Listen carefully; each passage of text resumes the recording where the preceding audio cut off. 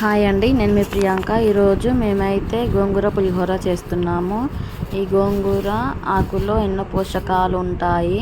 ఇది రోగ నిరోధక శక్తి నుంచి కాపాడుతుంది. మనకు ఇందులో విటమిన్ సి కూడా ఉంటుంది. ఇందులో ఫైబర్ కూడా పుష్కలంగా ఉంటుంది. ఇది తినడం వల్ల క్యాన్సర్ లాంటి రోగాలు కూడా రాకుండా మనకు ఉపయోగపడుతుంది. ఇందులో యాంటీ ఆక్సిడెంట్లు కూడా ఉంటాయి. ఇవి ఆరోగ్యానికి చాలా అవసరము. ఇంకా చూడండి, గోంగూర చిన్నగా కట్ చేసుకున్నాము.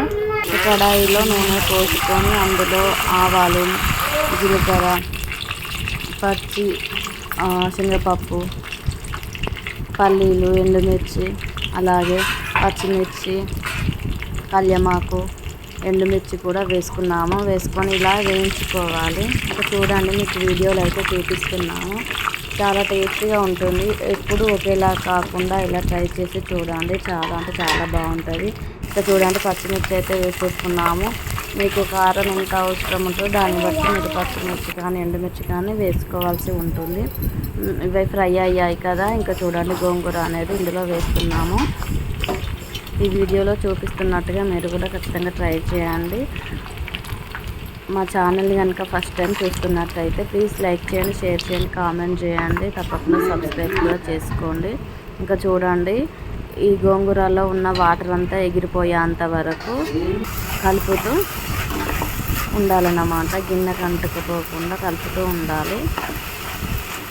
ఇలా ఫ్రై అవుతున్నాయి కదా. ఇంకా ఫ్రై అయ్యాక ఆయిల్ అనేది సపరేట్ అవుతుంటుంది. ఇంకా చూడండి, ఇందులో ఉప్పు, పసుపు అలాగే వేసుకొని ఇలా కలుపుకోవాలి. మనం ఉప్పు మన టేస్ట్కి తగ్గట్టుగా వేసుకోవాలి. మేమైతే ఇందులో ఎండుమిర్చి, పచ్చిమిర్చి యాడ్ చేశాను కదా. ఇంకా ఏమి వేయట్లేదు కారంలాగా. అలా వేస్తే కూడా అంత బాగుండదు. కొంతమంది వేసుకుంటారులేండి, ఇష్టం వాళ్ళది. ఇంకా చూడండి, రైస్ అయితే ఇందులో వేడిగా ఉడికించిన రైస్ ఇందులో వేసుకున్నాము. చూడండి, ఎంత బాగా కనిపిస్తుంది, కలర్ఫుల్గా. అసలు చేస్తుంటేనే మాకు నోరూరుతుంది. అలా ఉందన్నమాట. మీరు కూడా ఖచ్చితంగా ట్రై చేయండి. మీకు ఎలా కుదిరిందో మాకు కామెంట్లో తెలియజేయండి.